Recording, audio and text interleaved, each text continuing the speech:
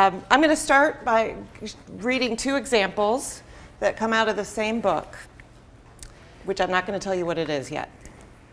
I was somewhere on the astral plane, feeling all the forces of the universe, it felt like, pounding my body. I flashed on wild stallions, thunder and lightning, and the ocean. I felt like my brain and upper body were separate from the rest of me and were looking down on the action. I felt like Marilyn Monroe or some sex symbol writhing around. Okay, second example. The trees in the early morning light just flashed and reverbed like a strobe light, and for several days I would have a flashback at every dawn and sunset. I was ecstatic for 2 weeks. Okay, so what are these examples of? Some sort of altered states, but they're not where, my title sort of gives it away, but it's from the book, 1975 book, Spiritual Midwifery by Ina May Gaskin. Okay, so I wanted to throw that out there. And then I'm going to ask a question, which I think I know the answer of everyone in this room, but when I present at non-psychedelic contexts, the answer could be different. So what if I told you that you could walk into a room, spend somewhere between 8 and 20 hours in it, and then come out completely transformed? That it wouldn't be easy, there might be pain, physical and or emotional pain, and that set and setting would be key. That you would feel safe but not necessarily in control, and in fact, that giving up a sense of control would be crucial and key to your experience. That you would be in the care of nurturing professionals whose goal was to facilitate your transformation. So under those circumstances, would you do it? Yes. Right. And then the question is why or why not? So today, what I'm going to do briefly is tell you the story of two disparate groups who pitch their wares with that very incentive of rapid spiritual transformation. They're doing it in very different ways, but I'm trying to draw the connections and correlations here. Each of these disparate groups are part of a larger profession, but who are bucking current trends and are part of a movement that would reshape and redefine the larger profession. So the first example is midwifery and the question of home birth, and then the second, psychiatry and the role of psychedelic medicine. And you're thinking, interesting. Well, some of you are going, yes, I see it. But it's not a typical connection. And especially when I'm speaking to my group of historians, the question becomes, well, why should I care? Why do I care about these marginalized groups? What do they have to do with the larger picture, let's say, in American history? And my answer is, among others, that their marginalization is, well, there's a reason behind it, right? But also that both groups are making a comeback. And in the US context, while home birth remains a pretty small movement, it has resurfaced in a number of varieties now and is galvanizing more attention. So my argument is that both groups are making a comeback in many ways, and I don't obviously need to go into the way in which psychedelics has. But that's my justification of putting them together. Okay, so first story, I'm going to tell you a story about the midwives and home birth. So on October 5th, 1973, Mary and Paul Fierstead welcomed their son Ernie into the world. Unlike most American births in the early 1970s, he was born at home, delivered by midwives, with his father in attendance. It's the most incredible thing I've ever seen, declared Paul. So Ernie was one of 125 babies born that year on the farm, an intentional community formed by hippies in 1971 in the state of Tennessee, in the South. By the time of Ernie's birth, 2 years later, 700 people lived in buses, tents, and a few homes on the 1,000-acre property that was called the farm. Now, though it was geographically isolated, the farm was already very well known, and a remarkable 15,000 visitors traipsed through the community that year alone, some to gawk, some seeking food or shelter, but some also seeking a place to give birth. The farm's spiritual leader, Stephen Gaskin, insisted on an open gate policy, refusing to turn away anyone seeking refuge, a policy that would ultimately lead to the collapse of the communal structure in the 1980s, although the farm continues today as a smaller collective. Now, back to Ernie. Though Ernie's birth was very much a private affair, it was one of over 70 birth stories that introduced ordinary readers to the concept of family-centered births in the farm's popular book, Spiritual Midwifery. From the first edition of Spiritual Midwifery in 1975 to its most recent printing in 2004, Ernie remains an infant, chubby and radiant, smiling at the camera. His mother, Mary, clasps her son in the photograph, gazing directly into the lens, and she appears both content and confident, as if she knows she has made the right life choices. So at a time in which almost no middle-class educated women were choosing a home birth in the US, Mary opted not only to have her baby at home, but also to help others do the same by becoming a midwife. So her birth story, captured in Spiritual Midwifery, has inspired many readers to rethink how and where their own children should be born. Now, at the center of Spiritual Midwifery were these birth stories, like Ernie's and the two descriptions I opened with. And what I'm going to do now for a few minutes is give you some examples from the birth stories themselves in which I see certain themes emerging. 3 different themes, and all of which, as you'll see, are essentially forms of processing pain in some way or other. Okay, so the first example, there's Ernest's birth. Swapping bodies. Mary Louise came over and put her attention totally to me. She and I swapped bodies. It was far out. I felt myself leave and enter Mary Louise's, and she came over and did a few contractions for me. I found myself in a beautiful place with a green field and a house. I could still feel my body was contracting, but I was detached from it. I told Mary Louise what happened, and she said she'd been doing that contraction and had been able to feel it at all. She had been able to feel it all. Okay, so she had taken on her pain. Second example of swapping bodies, we kept passing the energy between us, and Mary Louise knelt near my legs, and Carol and Edward were on either side of me. I'd rush, which was their word for contraction, which they believed was too negative of a term for what a woman's body was doing. So I'd rush, and the energy would move up their spines, and they'd arch their backs and straighten as they rushed. So they're literally transferring that pain. Okay, second example of a theme that I see in the stories, telepathic. I felt higher than I ever had in my life. It was such a heavy spiritual experience and so much fun. In between rushes, I'd laugh at how telepathic it was. And then third, I obviously have more examples, but I'm keeping it succinct. Third is a sense of cosmic unity. I experienced a whole other level of consciousness that seemed eternal and timeless. And then she writes, in between her rushes, her contractions, the sense of relief and relaxation made it seem like I was melting. I remember my mouth hanging open, drooling, and feeling very warm and psychedelic and lightheaded. Laying there, I felt one with everyone in the universe. Okay, so the first time I read through this, I'm writing a larger book on the history of alternative birth, and the first time I went through this stuff, which was before I went to the farm and took their assistant midwifery course, I thought, what is going on here? Are they taking drugs? Are they just borrowing from the language? What's going on? And initially my reaction was to dismiss it and say, well, that's just the frilly stuff. I'm going to focus on what they were really doing. And then I realized after my work in the psychedelic stuff that no, I don't need to ignore it. I need to pay close attention to it.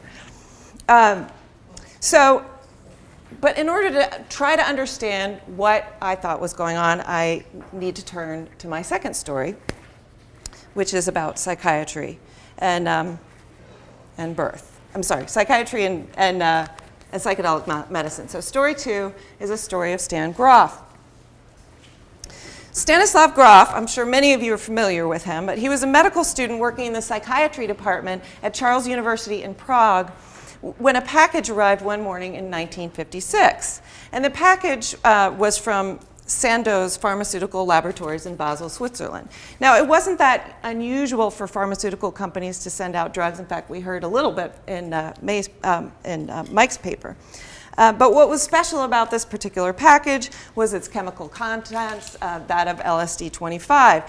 And along with the drug, Sandoz suggested in a letter that LSD, quote, might be used as a kind of unconventional training tool that would provide psychiatrists, psychologists, students, and nurses the opportunity to spend a few hours in the world of their patients. So again, kind of like Silas Weir Mitchell, to know what it is that your patient is actually experiencing. So Stanislav was game.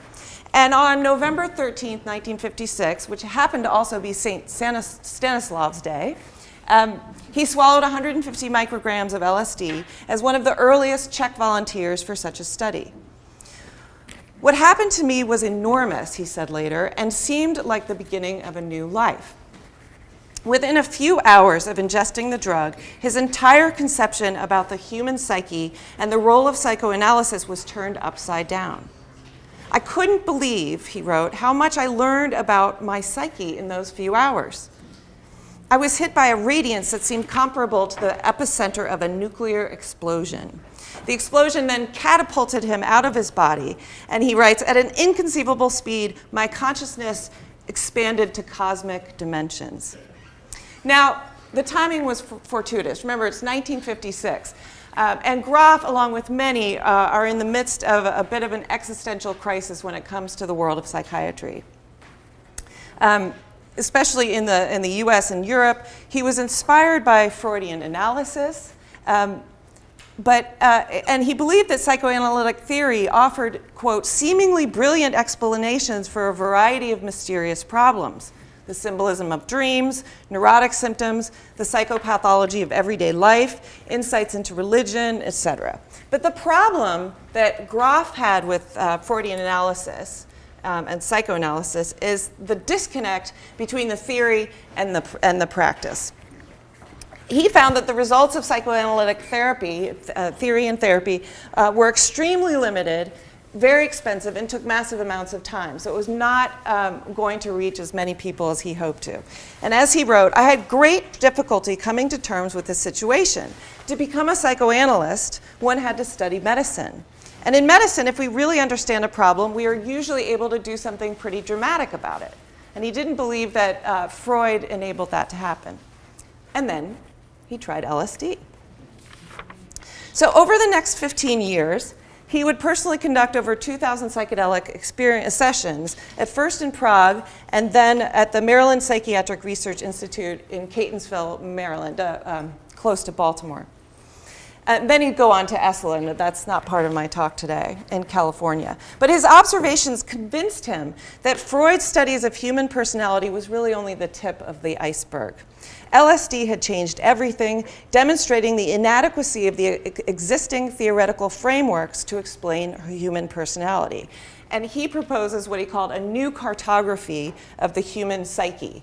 And I'll return to that a little bit later. But the key, the tool, was from that box that he received in 1956. And what he said, and again, this relates to what Mike was talking about, that LSD was a different kind of drug. It was not causing something per se. Everyone reacted differently to the drug, and it was the experience could be different every time, even for the same person. Instead, he argued, LSD was a catalyst of psychological processes. It was not producing artificial experiences by interacting with the brain. Rather, by increasing the energetic level in the psyche, it was bringing into consciousness the contents from the unconscious. So sort of releasing that filter. And he calls this process a transpersonal experience. And this is how he defines it: an experience involving an expansion or extension of consciousness beyond the usual ego boundaries and limitations of time and space. So the therapeutic implications of this drug discovery was revolutionary, according to Groff and other advocates. One didn't need to be an alcoholic or suicidal or dying from cancer to benefit from psychedelic therapy, which is how it was starting to be used in the early 1950s. One could simply reach a higher state of consciousness, as the hippies promoted, experience self-actualization, as Abraham Maslow promoted, and could reach his or her highest human potential. Everyone stood to benefit. So you're talking about going from a small percentage of the population to potentially everyone. New conferences and publications in the late 1960s laid the foundations for a new interdisciplinary approach to the study of consciousness. And these ideas solidified into a new form of psychology known as transpersonal psychology. And it was marked by the introduction of the new Journal of Transpersonal Psychology, launched by Abraham Maslow in 1969. At the center of this new field is an embrace of spirituality. And as Groff explained, what we are trying to do in transpersonal psychology is to show that science is not incompatible with spirituality. And I was struck by, when I read the book that we got in our package from the 2015 conference, Ben Sessa's introduction, where he talks, because if you haven't read it yet, you should, I've been doing my homework, is the issue of schism, and how the schism has separated this idea of where does the science lay and where does the mysticism lay. Groff, from the beginning, was trying to explain we don't have to separate them. It's not incompatible. We can do both.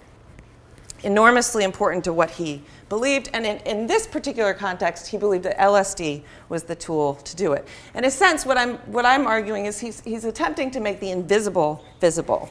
As he says, this capacity of psychedelic drugs to exteriorize otherwise invisible phenomena and processes and make them the subject of scientific investigations gives them an unusual potential as research tools for exploration of the human mind. What's more, and this analogy I think is mind-boggling, he goes on to compare the potential of LSD and psychedelic drugs, its potential significance to the field of psychology and psychiatry, to that of the microscope for medicine or the telescope for astronomy. It's going to completely transform the field, this one little drug. Okay, so I'm going to spend the rest of my time talking about material that comes from Groff's papers, which are in the Purdue archives, about a study that was done between 1970 and 1975 using LSD on professionals, a professional study and training program for therapists and people involved in the mental health profession interested in learning about ingesting LSD for themselves and then also to use it in their own, with their patients. But let me give you a little background into the setting. So Groff arrives, he joins the Spring Grove research team in 1969, just at the time in which where the research is taking place moves from a cute little cottage called Cottage 13 on the grounds of Spring Grove Psychiatric Hospital over to, ta-da, the Maryland State Psychiatric Research Center. So this is the Vice President, I'm sorry, I gave that away, the governor of Maryland, Spiro T.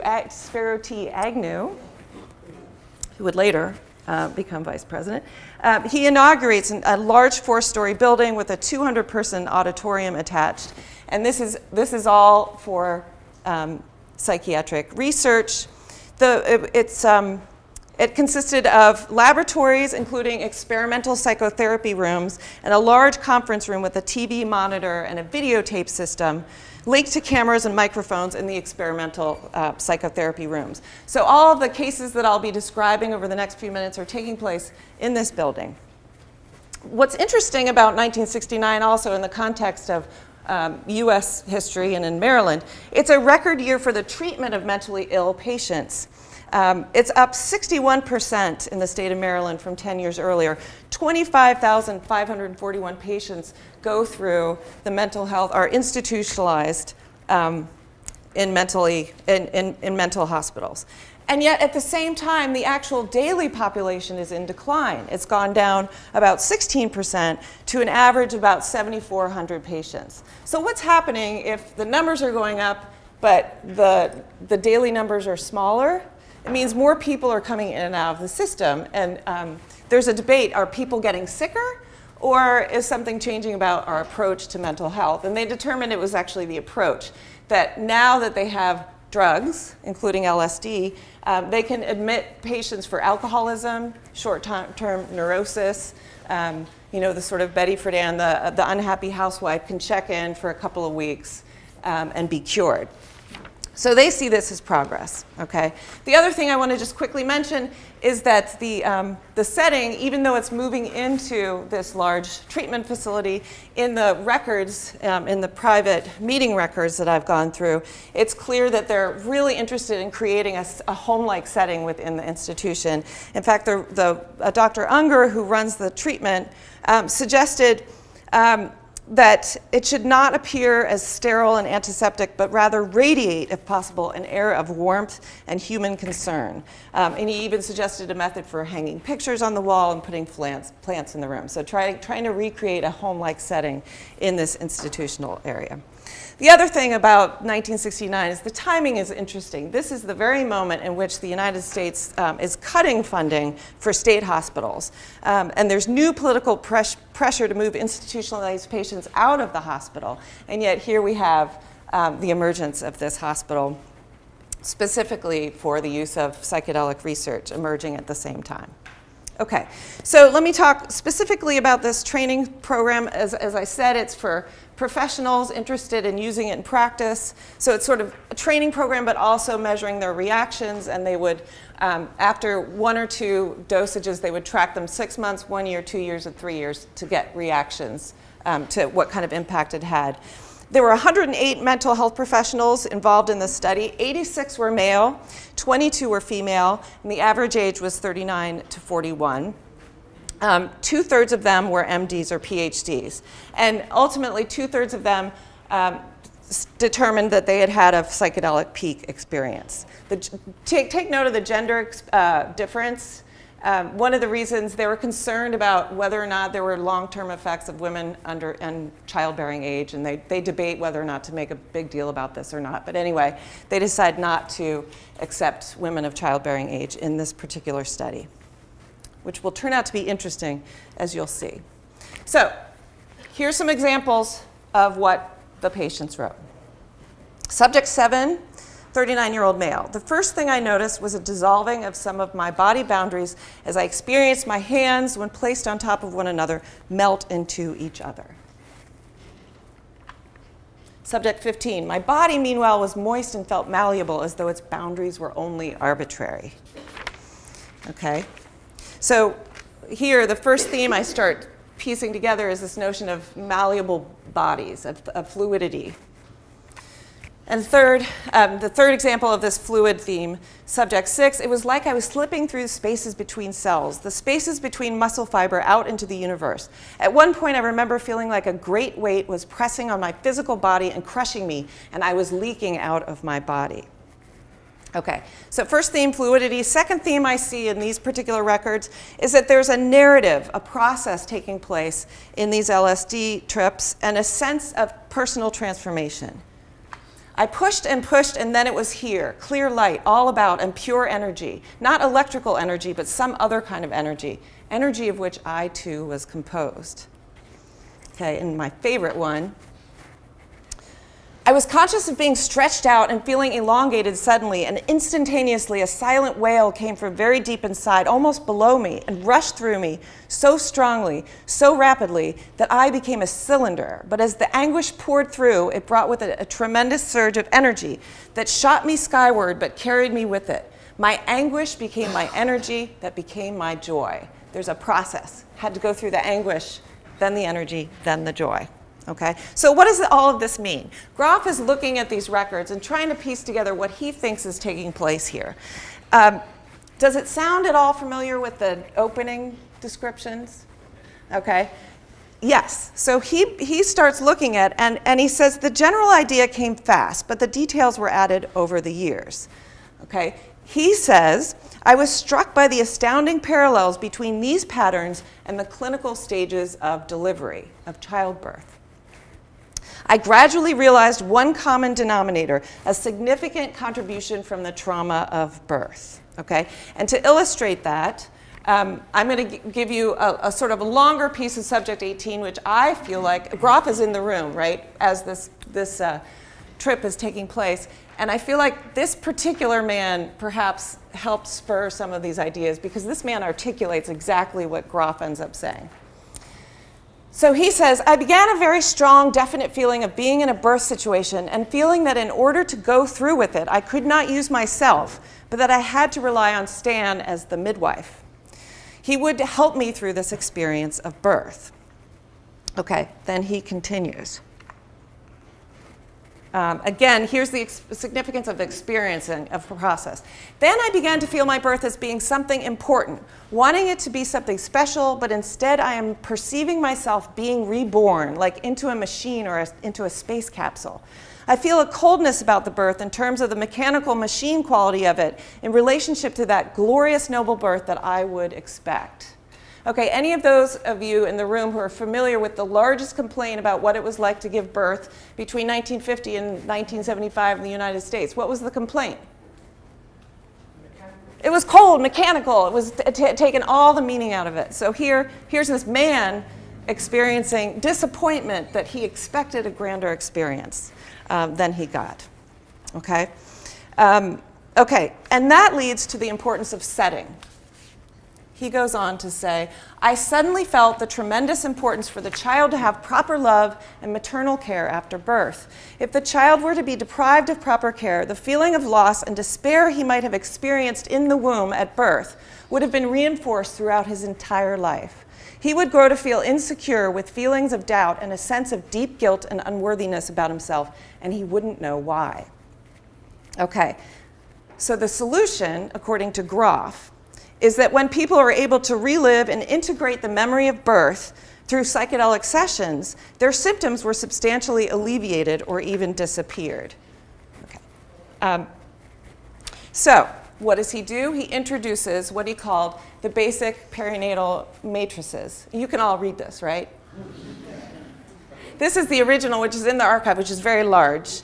And so now I'm going to zoom in, but basically what you see here is a mapping out of linking the stages, the clinical stages of birth to certain phenomenology in LSD sessions. So I'm going to zoom in. So you have BPM 1, 2, 3, and 4. So BPM 1 is the first, it's the primal union with mother, the amniotic universe, with fluid boundaries. Okay, the fetus in the womb does not have an awareness of boundaries and does not differentiate between the inner and the outer. So remember those descriptions I gave you of that notion of fluidity.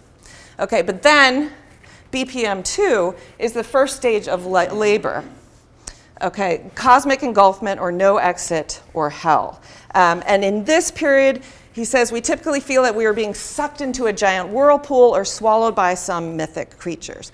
Okay, BPM 3 is second stage of labor, when the uterine, the cervix is now dilated and the fetus or baby moves through the vaginal canal, crushing mechanical pressures. Remember that description of the cylinder, pains, and often a high degree of a sense of suffocation. And then finally, BPM 4 is the third stage. It's the exit to the final expulsion of the birth canal, and often the process leads to an emergence of light, transformation, etc. Okay.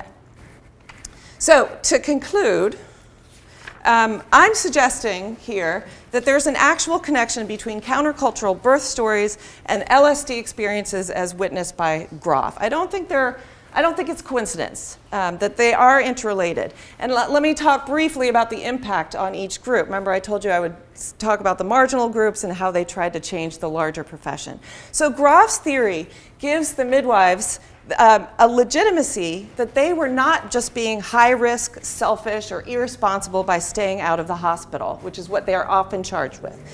They believed that what they were doing was not only spiritual and countercultural, but also scientific. And they drew upon the theories of scientists, including psychedelic researchers, to buttress their claims. The importance of having a good setting for birth has repercussions down the line. Okay, and now for the psychiatrists, we see that this work moves psychological theory into a fourth force, beyond humanistic to the transpersonal, and if the imagery doesn't illustrate that, I don't know what does. And And by drawing on birth and beyond, Groff was able to convince many that LSD was not just a risky, hedonistic party drug of the counterculture, but a research tool that could tap into a higher consciousness and heal ancient wounds. So both groups, the midwives and the psychedelic researchers, borrowed from each other's belief systems and theories to legitimize their own claims about the significance of awakening the unconscious. Both were accused of risky behavior, and therefore both drew on what they perceived to be scientific evidence from the other group in order to justify their actions. So, if you could walk into a room, spend 8 or 20 hours, and come out transformed, would you do it? And if so, which room would you choose? Thank you.